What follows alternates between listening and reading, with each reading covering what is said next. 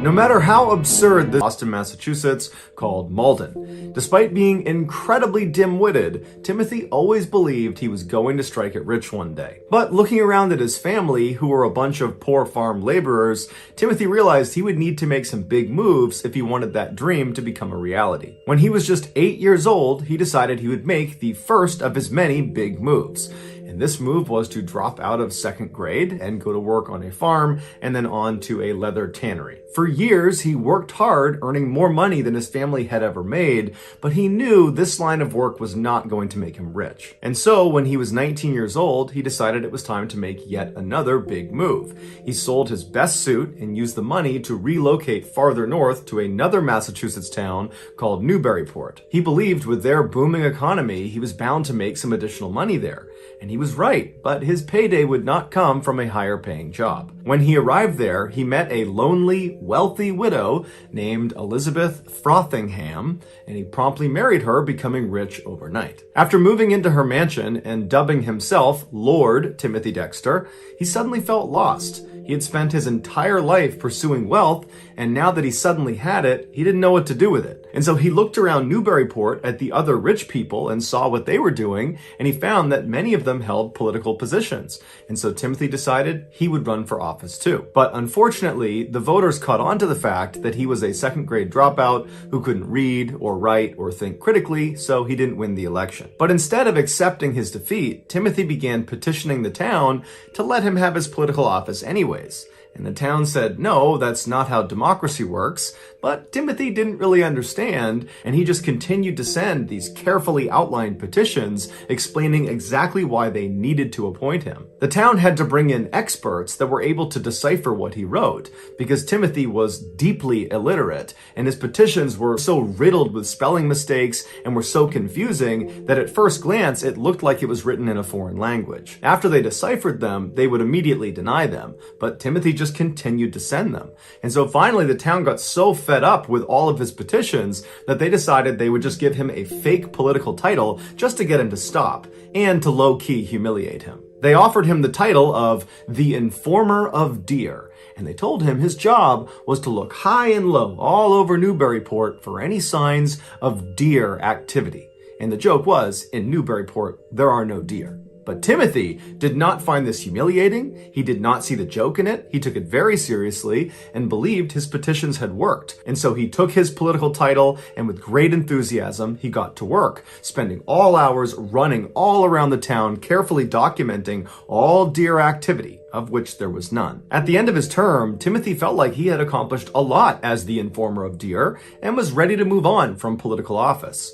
And so he turned in his official Informer of Deer logbook to the town and told them they should pass it along to the next Informer of Deer to get them up to speed. Unfortunately, when the town opened that logbook, they found it contained only crude pictures of deer and then illiterate ramblings about deer that were so difficult to decipher that even the experts weren't able to do it. And so the logbook was thrown away, and the Informer of Deer position was never filled again. Shortly after the American Revolutionary War broke out between the colonies in America and Great Britain, America began printing their own money to pay for their troops. But this money, called the Continental Dollar, it wasn't backed by silver or gold. It was just backed on the promise of future value if America won the war. That, combined with overprinting this money, led to rampant inflation, and very quickly the Continental Dollar was worthless. Some of the wealthy folk in Newburyport decided they would do the troops a favor, who were now destitute because they held all of this worthless currency. And these wealthy people offered to buy all of their Continental currency for a fraction of the price, which was better than nothing. When Timothy saw all these rich people doing that, he quickly jumped on the trend. But he didn't view this as doing a favor for these troops that needed the money. He viewed this as a great investment opportunity. He believed America was going to win this war and that eventually this currency was going to have lots of value. And so he invested all of his savings into buying back the Continental Dollar. When word spread that Timothy had made this terrible investment, because at the time, nobody was predicting this currency would have any worth really even if America won the war. When they found out that Timothy had made this ridiculous investment, his peers, the other wealthy folk in Newburyport, they were thrilled. They were so annoyed by Timothy, and they didn't like the fact that he was kind of on their level because he had some money. And so they were excited to see him go bankrupt. But sure enough, at the end of the American Revolution, when America won the war, Congress made good and backed the currency, making Timothy one of the richest people in America overnight. Right away, Timothy used his second big windfall of cash to purchase the most luxurious mansion in the richest neighborhood in all of Newburyport. But beyond that purchase, he didn't really know what to do with all of this money. It was very overwhelming. And so after several weeks of deep introspection where he tried to figure out, who he was now and what he wanted to be, it suddenly became clear to him. He needed to construct 40 wooden statues of random famous men on his front lawn. These statues included George Washington, Napoleon Bonaparte, Thomas Jefferson, and of course himself. The inscription under his statue read, "The first in the East, the first in the West, and the greatest philosopher in the Western world." After his sculpture was done, Timothy went out to inspect all 40 statues, and he discovered what he believed to be a huge discrepancy on one of them. Underneath Thomas Jefferson's replica, it said the author of the Declaration of Independence, which is accurate. But he told his sculptor that he was supposed to put down the author of the Constitution. And the sculptor very gently said, "That's not right. It should be the Declaration of Independence." Timothy became irate. He was not having it. And so he ran into his mansion and came out with his oversized hunting rifle and began firing at the sculptor's feet until he made the change. After Jefferson's title was fixed, Timothy noticed another discrepancy on another statue. He walked over to the George Washington replica and looked underneath it at the inscription, which said George Washington. And Timothy just shook his head, got out a paintbrush, covered it up, and wrote one word: Pitt. Just Pitt. Because periodically Timothy would confuse George Washington's name with Pitt, and nobody could convince him otherwise. By now, the other wealthy folk in Newburyport had really grown to resent Timothy, and now he was just showing off his wealth with his totally ridiculous mansion and all of his statues, and so some of these aristocrats wanted to find a way to just ruin Timothy. And so knowing he was not a very bright man, they decided they would start giving him deliberately terrible investment tips. The first being that he should buy a whole bunch of warming pans and send them to the Caribbean. A warming pan is like this big frying pan that you load up with hot coals and you slide under your bed to stay warm at night. This works really well in a cold environment like Newburyport, but is completely worthless in a warm tropical environment like the Caribbean. But Timothy believed he was being given some great insider trading information and absolutely took this to the bank. And he went and bought 2 ships and he loaded them up with 40,000 of these huge warming pans and he fired them off to the Caribbean. And when they got there, the locals didn't know what they were or what they were for, but they found these warming pans served as great ladles for molasses, and they all sold out for a huge profit.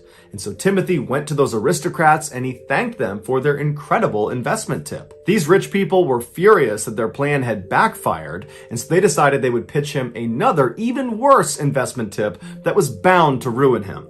They told him, "Why don't you buy up a whole bunch of coal and send it to Newcastle, England?" Newcastle being the coal capital of the world, where there was so much coal there was actually an expression at the time, "That's like sending coal to Newcastle," which meant you're doing something completely pointless. But these fine rich folks had never done Timothy wrong, and so he took their advice and once again took it to the bank. He loaded up his ships with coal and he sent them off to Newcastle. And this would have ruined him had it not been for the coal workers' strike that occurred right before his shipment arrived.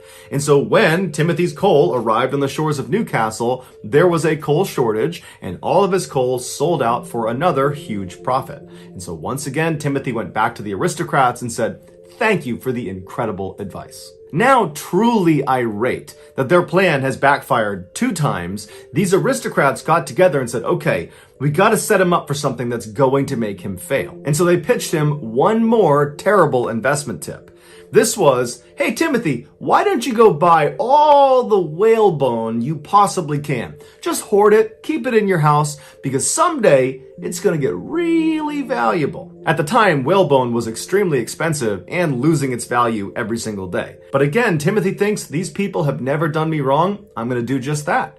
And so he went out and he collected thousands of pounds of these rotting whale bones and made a huge stockpile in his basement. And shortly after he had built up this mountain of bone, over in France, it became fashionable for men to wear corsets. And wouldn't you know it, these corsets were made out of whalebone. And so once again, Timothy's investment completely paid off. And so he tipped his hat for a third time to these rich folks that just keep making him more and more money. After these 3 big investment wins, Timothy was very confident and he viewed himself as a shrewd investor. And so he began to believe that he could identify winning investments himself. And so the first winning investment that he identified was to purchase all these stray cats in Newburyport that were lined up for euthanization. Timothy figured these mangy, sick, feral animals would make great house pets in the Caribbean. And so he loaded them all onto his 2 ships, he fired them across the sea, and wouldn't you know it, they sold like hotcakes. Not because they were cute and cuddly,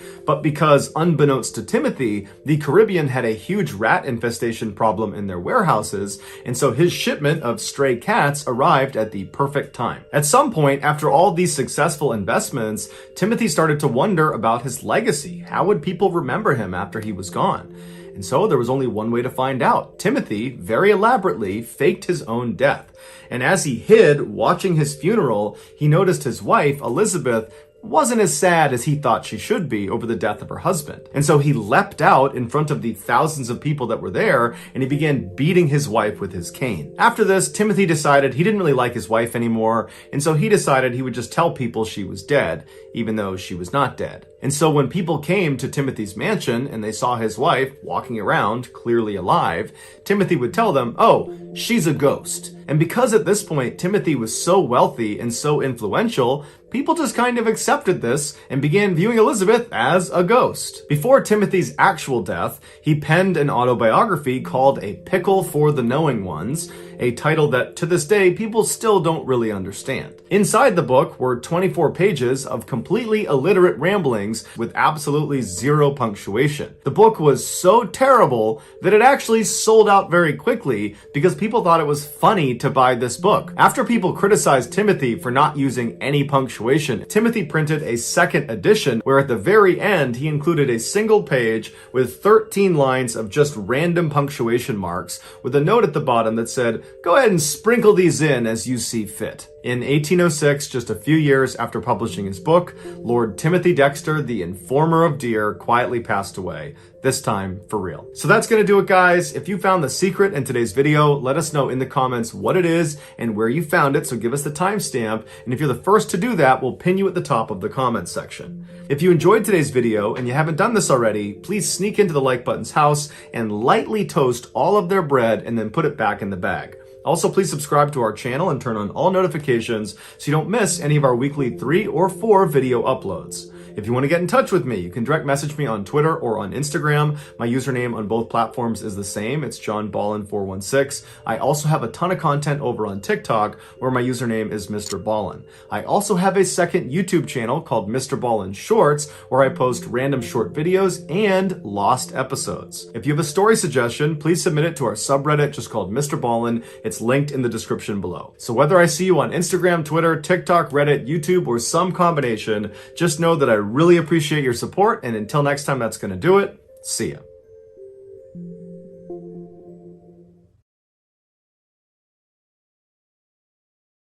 And so after several weeks of deep introspection about who he was and what he was going to be, it became clear to him. He needed... I can't even say it. He needed to build 40 wooden statues of random famous men. Timothy figured these mangy, sick, feral animals... Timothy figured these mangy, sick, feral animals... These mangy, sick, feral animals would make great outfits.